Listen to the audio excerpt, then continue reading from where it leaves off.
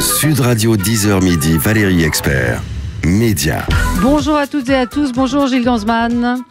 Bonjour Valérie. Bonjour Ophélie Meunier. Bonjour Valérie. Merci d'être avec nous. Et Emone de Bonjour. Chanterac aussi est avec nous. Vous êtes journaliste, vous avez réalisé ce document qu'on va pouvoir voir dimanche soir dans Zone Interdite à 21h. Alzheimer, quand la mémoire s'enfuit. 36 millions de malades d'Alzheimer dans le monde. Un chiffre qui devrait doubler dans 20 ans. C'est un document extrêmement fort. On va en parler dans un instant avec vous. Évidemment, Ophélie Meunier, on est ravis de vous avoir ici, de vous voir en plateau. Comment allez-vous ? C'est la seule question que j'ai envie de vous poser. Merci de la poser. Ouais. Ça va. C'est évidemment pas une situation agréable, mais ça va. Je rappelle que vous avez été victime d'un certain nombre de menaces de mort très violentes après la diffusion d'un reportage, du dernier reportage de Zone Interdite sur Roubaix, sur l'islam radical. Et vous avez été placé sous protection policière, très inimaginable, invraisemblable d'imaginer toutes les réactions, toutes les menaces que vous avez pu recevoir. Vous-même, vous avez été surprise, j'imagine. Oui, on sait que c'est un sujet sensible et on savait évidemment que ça provoquerait un débat probablement virulent, mais évidemment, on ne pensait pas que ça irait jusque-là. Ouais. Pas à ce point-là et pas dans ces proportions. Vous avez été relativement peu soutenu au début par vos confrères, consoeurs journalistes, et puis un petit peu plus par la suite. Ce que j'ai envie de retenir, en tout cas, c'est que quand même assez rapidement. Il y a une pétition qui est... il y a eu une pétition qui a été signée par de très nombreuses personnes, journalistes, écrivains, philosophes, un ensemble de professions. Et ce que j'ai envie de retenir, c'est qu'en tout cas, au final, le soutien, il a été quasi unanime et c'est le plus important. Il y a une forme de solidarité qui s'est quand même mise en place, mais il faut rappeler que c'est un sujet, encore une fois, l'islam radical, qui est difficile à traiter, beaucoup d'autocensure, beaucoup de peur.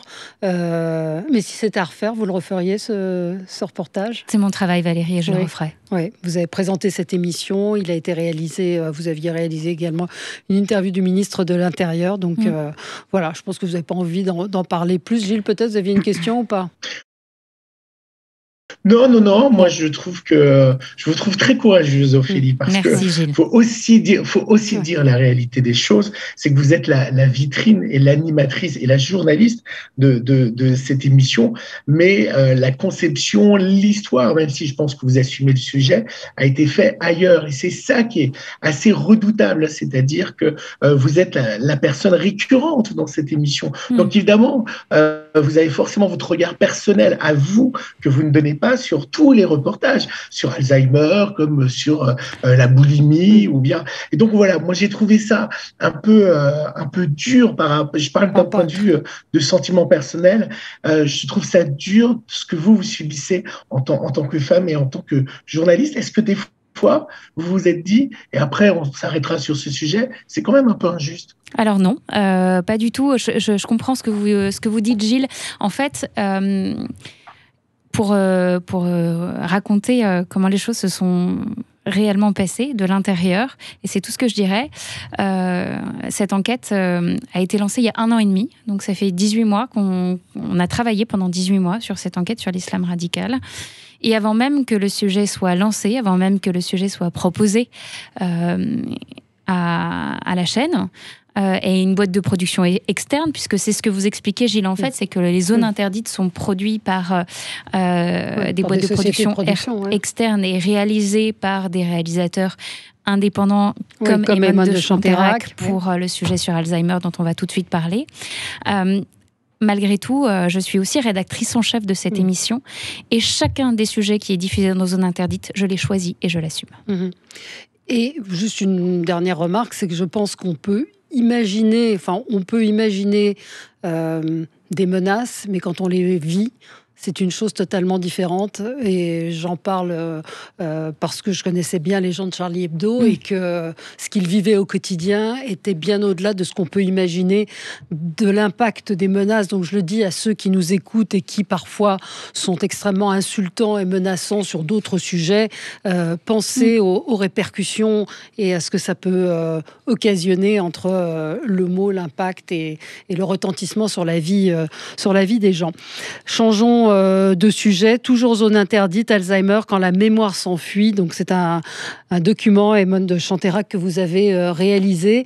Alors Valérie, je me permets avec Emone. Le titre, c'est donc... Ça rejoint aussi, c'est Alzheimer, cette maladie qui nous touche tous. D'accord. Et on tient, je crois beaucoup à ce titre avec Emone de Chanteyrac, parce que c'est le fil rouge de ce documentaire, en fait. Ouais. On va sûrement en parler. C'est un petit peu l'angoisse quand j'ai commencé à regarder le document. Je me suis dit, je ne vais pas pouvoir regarder parce que ça résonne en nous tellement fort, cette maladie d'Alzheimer. On a tous et toutes dans notre entourage, des gens qui ont été touchés, des parents, des proches, et ça fait peur. Et le document commence sur le cas d'un homme qui est en consultation. Et c'est vraiment, mais il faut aller au bout, il faut le regarder, votre document, parce que ça aborde tous les aspects justement de ce qu'est cette maladie d'Alzheimer qui nous concerne tous, Emone de Chanteyrac. Alors cette séquence, je voudrais moi aussi rajouter un petit quelque chose, c'est que je l'ai... Rapprochez-vous du micro. Pierre Lascar a co-réalisé avec moi ce sujet, c'est lui qui filme cette première séquence d'entrée qui vous a marqué. Et... qui est une séquence d'un homme qui est en consultation. Une séquence d'un homme qui a été diagnostiqué 2 ans auparavant et qui va tous les 6 mois passer des tests pour voir à quelle vitesse la maladie évolue et comment évolue sa mémoire. Ouais. Effectivement, là, c'est assez frappant, c'est que des choses qui nous semblent très simples, très évidente. Très évidente.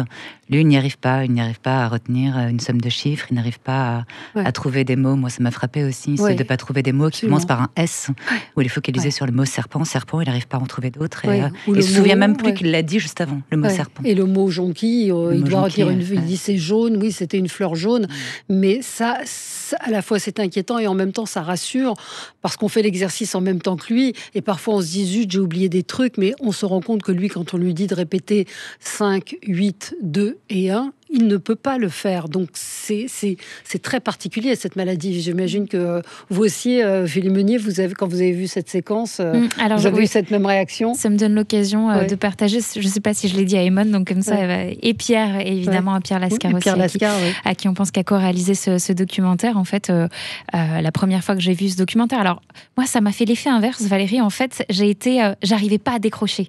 C'est-à-dire que j'étais bouleversée, mais du coup, je n'ai pas décroché, mais j'ai eu peur de cette première séquence. J'ai eu absolument besoin de voir la suite. Absolument, moi aussi, c'est ce que je voulais dire. On est des journalistes, mais on est aussi des humains. Et j'ai eu une émotion que j'ai jamais eue depuis 6 ans devant un zone interdite. Ah oui, non, c'est un reportage extrêmement complet sur tous les aspects de la maladie. On voit des personnes jeunes, des personnes plus âgées, des initiatives, des médecins qui vous parlent. Et non, évidemment, quand je me suis dit que je pourrais pas, c'était une façon de parler, parce qu'on est pris dès le départ par cette séquence et qui vous emmène vers la suite. Oui, pardon, je ne sais pas si on l'a dit, on rappelle l'âge de ce monsieur qui ouvre le documentaire. Il a 55 ans. Oui, c'est ça. Oui, c'est ça. Donc ça commence. C'est ce que j'allais dire. Oui, c'est ça, c'est qu'on voit, on a aussi l'image de cette maladie qui est pour une maladie de personnes âgées qu'on considère comme de la générescence de l'âge, mais pas du tout. C'est autre chose, Alzheimer, et je vous propose à toutes les 3 d'écouter la bande-annonce. Répétez juste après moi, comme vous les avez entendus. D'accord ? D'accord. 6, 9, 4. 6, 9. 6, 9. Attends, c'est 6. Attendez, 6, 9. C'est pas grave, on passe au Si, mais je vais le savoir, ça. C'était 4. En France, toutes les 2 minutes 30, un nouveau cas de la maladie d'Alzheimer est diagnostiqué. Et ils sont presque 1 million à espérer enfin un traitement capable d'endiguer la perte de mémoire. Je sais qu'elle va passer une très belle journée et que j'espère qu'elle la gardera un petit peu en mémoire. Comment vivre quand la mémoire s'enfuit ? Quelles sont les sources d'espoir ? il faut penser que le plus et le positif. Patients, familles, médecins, aidants, nous avons suivi les femmes et les hommes qui combattent ce mal du siècle. Parce qu'il faut dire qu'il y a quand même de l'espoir. Je voudrais quand même juste dire quelque chose, c'est que les maladies jeunes, évidemment, c'est très frappant, mais c'est quand même très rare. Ça reste très rare. Hein. Faut pas... Et justement, je me suis posé la question, pourquoi avoir voulu malgré tout ouvrir avec ce cas d'un homme assez jeune qui est pas représentatif finalement de ce qu'est la maladie. Parce que ça existe aussi, et puis on se rend vraiment compte de ce que c'est. Plus, comme disait Gilles, on a l'impression que c'est une maladie de vieux, et où c'est quasi normal. Avec cet homme jeune, on se rend compte vraiment de ce que ça fait aussi au quotidien, quoi. Ouais. Mais c'est vrai que une manière aussi plus de nous identifier tous. Les formes jeunes sont, il faut le dire, effectivement plus rares, mais néanmoins existent. Et puis il y a aujourd'hui quand même, vous avez vu le professeur Dubois, et on a la chance en France d'avoir certainement l'un des plus grands spécialistes au monde de la maladie d'Alzheimer, qui vous dit qu'il y a quand même des avancées. Il y a eu des moments très... Là, je voulais qu'on parle de l'aspect médical. Il y a eu des grands moments où il ne s'est rien passé. Et puis là, il y a quelques petites lumières quand même d'espoir qui sont là. Ouais, on a l'impression que la recherche, maintenant, elle s'accélère. Enfin, il y a notamment un laboratoire américain qui a sorti un nouveau médicament qui permettrait de dissoudre ces fameuses plaques amyloïdes qui sont le signe de la maladie. Mais bon, on n'a pas encore l'aval en France, ça n'existe pas encore en Europe. Et puis, c'est un médicament qui coûte très cher et qui est efficace, malheureusement, que s'il est administré très tôt, donc dépistage très tôt. Vous parlez beaucoup, il y a plusieurs séquences, évidemment. Il y a à Beauvais, vous avez suivi donc le travail des médecins, où il y a un hôpital qui est extrêmement novateur, justement, dans cette prise en charge précoce. Parce qu'ils proposent vraiment des consultations, une journée, des journées entières de consultations pour dépister au plus tôt les symptômes les plus typiques de la maladie. Oui. Non, c'est de Dax dont je voulais parler. Le village. je me suis dit c'est ça. aussi. C'est ça, c'est à Dax, le village Alzheimer. Alors là, pour le coup, c'est vraiment une prise en charge totalement innovante. C'est que la philosophie est totalement différente, j'allais dire, des EHPAD classiques. C'est-à-dire que les EHPAD, c'est souvent des lieux quand même qui sont où les gens sont quand même mis à l'écart de la société. Il y a très peu d'échanges avec le reste de la société, etc. Et la philosophie du village Alzheimer à Dax, c'est vraiment d'ouvrir ce village à tous. Donc, ils disposent d'une médiathèque, d'une supérette, d'un coiffeur, qui sont ouverts aussi pour l'extérieur. Et donc l'idée, c'est de faire retrouver à ces malades qui sont très isolés une vie sociale. Et et on sait très bien que le mélange aussi des générations, les échanges, stimule beaucoup les capacités cognitives. Et c'est aussi une volonté du village pour les personnes pour qui c'est un déchirement de quitter son village, sa maison, son entourage, de retrouver justement ce qu'ils avaient chez eux, quoi. Des voisins, une maison, tout ça. Gilles. Moi, je voulais vous demander, Emone, est-ce qu'il y a des personnages que vous aviez retenus pour les filmer, que vous n'avez peut-être pas pu mettre dans votre montage, ou est-ce que vous avez aussi des histoires que vous n'avez pas pu, pour des histoires d'autorisation, nous montrer? Est-ce que c'était compliqué comme sujet à monter? Je pensais que ce serait beaucoup plus difficile, figurez-vous. Ah bon? Pourquoi? Parce que on a toujours, parce que la plupart aussi des patients sont sous tutelle. Vous devez avoir l'accord aussi de leur famille, et que on se dit que certaines familles ne veulent pas forcément montrer leurs proches dans certains états ou dans certaines situations. Et en fait, il y avait, on a trouvé auprès des. C'est pour ça que je dis que je pensais que ce serait plus compliqué. Et on a trouvé vraiment auprès des soignants et des familles aussi des vrais relais, en fait, pour y partager notre idée qu'il ne fallait pas cacher les choses et que c'est pas parce qu'on est malade qu'il faut vous mettre dans un petit coin et oublier et jamais montrer ce qui se passe.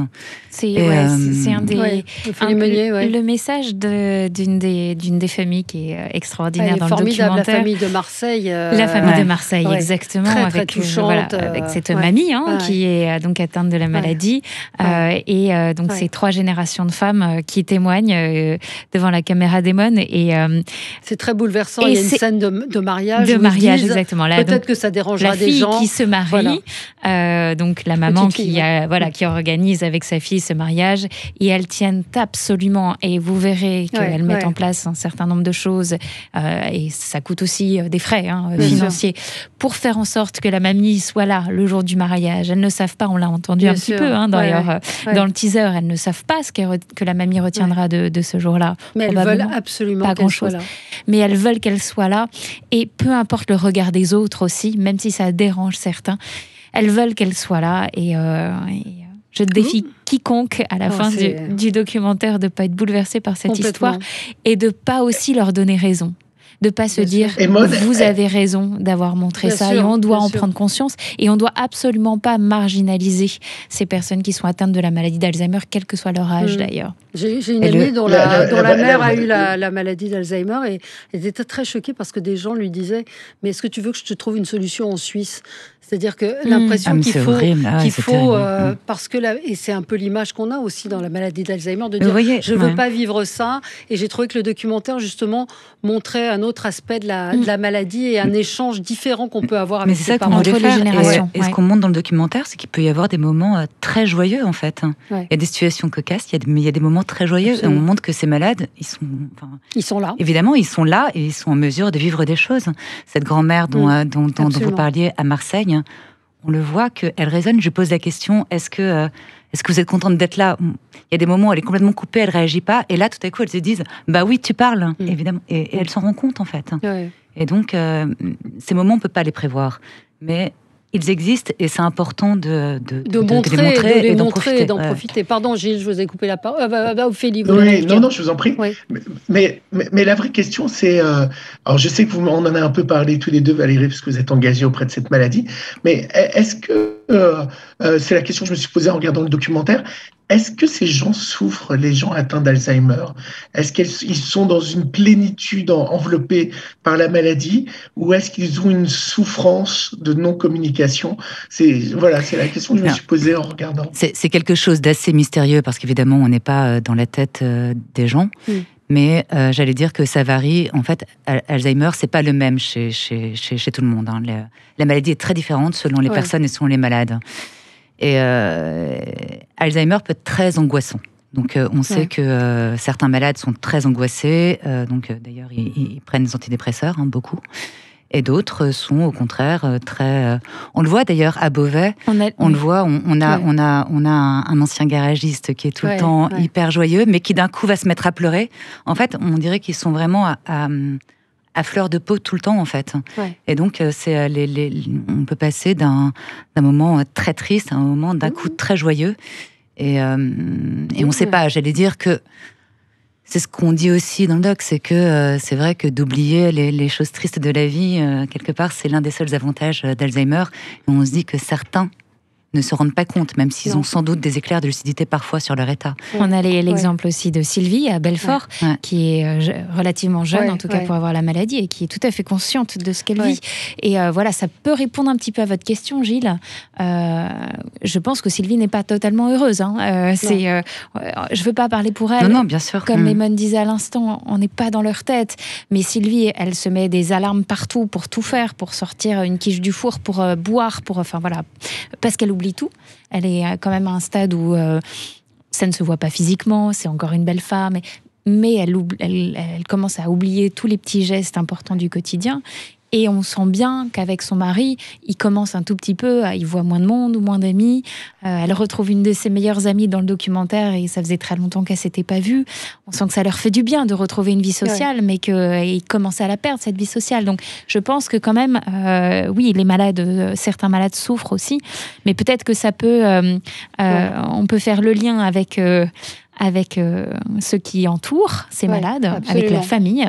Et c'est peut-être ceux qui souffrent le plus dans tout ça, parce qu'ils ont pleinement conscience de la situation. Et quand on est une fille ou un fils et qu'on a nos parents un jour qui ne nous reconnaissent plus, je crois que c'est une situation qu'on a tous appréhendée dans notre vie. Terrible. Et je crois que pour les malades, en fait, le moment, j'allais dire, le plus difficile, je pense que c'est l'annonce de la maladie et la peur de ce qu'ils vont devenir, en fait. Parce qu'on se dit tout de suite, Alzheimer, effectivement, je ne vais pas reconnaître mes enfants, je vais être dépendant, je vais terminer ma vie tout seul en étant complètement zinzin. C'est ce qu'on se dit, en fait. Ce que je voudrais dire à nos auditeurs aussi, c'est de regarder le documentaire pour apprendre quand on est l'entourage. À comment se comporter, quels mots dire, comment prendre les choses. Je trouve que le doc de Pierre et Démone est formidable là-dessus, parce que on a des beaux exemples de familles et d'accompagnants qui redonnent de l'espoir, je trouve, parce qu'ils trouvent le bon ton et les bons mots pour accompagner. Et c'est une très belle leçon du documentaire. Ce sont des familles assez formidables. Moi, j'ai été très touchée aussi par cette femme qui répète en permanence le nom de son mari. C'est bouleversant. C'est totalement bouleversant. Donc, on se dit qu'elle frappe aux portes pour essayer de le trouver. Donc alors que son mari est décédé. Son mari est décédé, voilà. Il faut préciser. Oui, c'est ça. Son mari est décédé. Elle l'appelle. Et en même temps, elle a conscience de la caméra.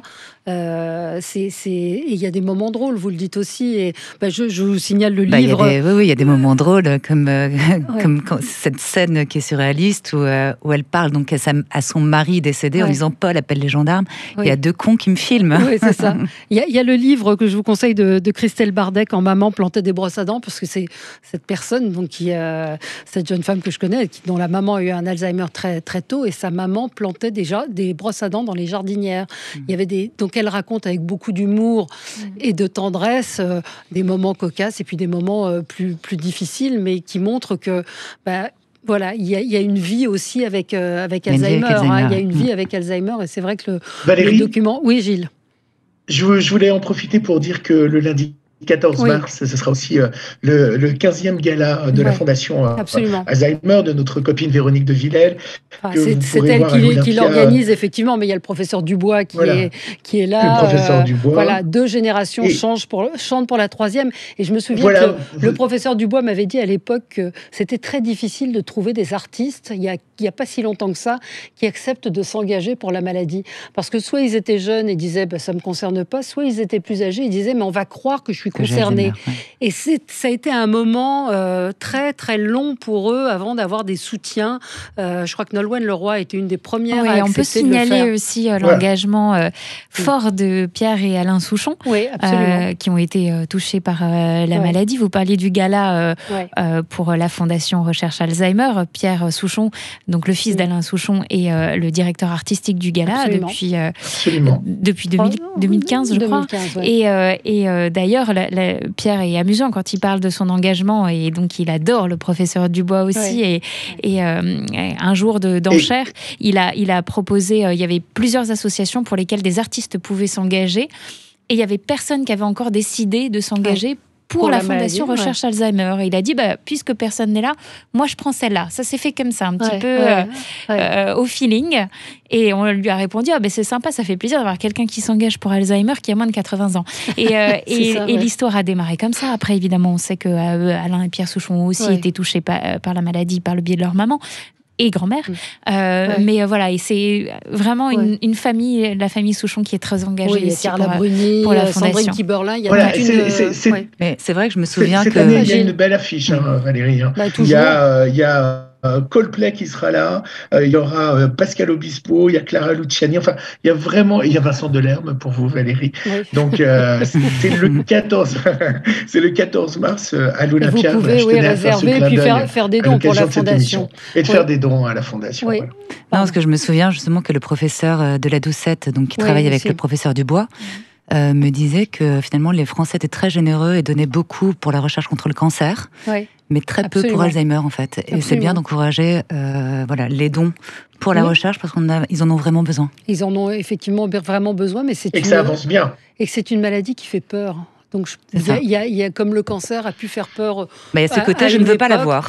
Qu'on ne veut pas voir, mais c'est vrai que, encore une fois, la qualité de votre document, c'est à travers plusieurs angles, plusieurs personnalités, de montrer la réalité de la maladie. Alors, il y a aussi une autre réalité qui est plus difficile, qui est aujourd'hui, on l'a évoqué, les EHPAD et l'accueil qui manquent, et toutes les aidants et les structures aujourd'hui qui sont un peu défaillantes. Donc, c'est aussi l'alerte qu'on peut lancer Puis d'aider les familles aussi. Il y a beaucoup d'associations de familles qui sont mobilisées pour aider, pour s'aider et s'épauler entre elles. Oui, ne serait-ce que passer une journée ou une après-midi dans une famille touchée par la maladie, pour soulager les aidants et les accompagnants, ne serait-ce que pour aller une journée faire ses courses tranquillement. Et parce qu'en fait, les personnes malades deviennent quand même, au bout d'un moment, extrêmement dépendantes de leur entourage. Et donc, quand on est l'entourage, quand on est l'entourage, on ne se sent pas capable de laisser ces malades tout seuls, on se sent coupable de les laisser tout seuls. Mais ces gens-là ont besoin de respirer aussi de temps en temps. Donc, on peut participer de plein de manières et aussi en donnant un peu de son temps. Merci à toutes les deux. Merci infiniment, Ophélie Meunier, Emone de Chanteyrac. Je rappelle que votre document, vous l'avez co-réalisé avec Pierre Lascar. C'est produit par Girafe Prod et ce sera à voir dimanche dans Zone Interdite à 21h10. Et vraiment, regardez ce document. Nous sommes tous concernés. Je rappelle effectivement, c'est Alzheimer. Cette maladie qui nous touche tous. Plus simplement, c'est Alzheimer à 360 avec à l'image de Zone Interdite et Emone de Chanteyrac qui est une réalisatrice qui a réalisé déjà beaucoup de Zones Interdites, qui connaît bien le format et le magazine. Donc à l'image de Zone Interdite, c'est vraiment très fort. Vous avez dit que c'était le document humain, qui vous avait le humain, plus bouleversé. Sincère, plein de choses positives aussi. Une réalité qui est aussi difficile. On est dans le vrai. Donc voilà, si vous voulez comprendre ce qu'est cette maladie en 2022, regardez dimanche. Merci beaucoup. Merci Ophélie Meunier. Merci Emone de Chanteyrac. Tout de suite les livres avec Gérard Collard.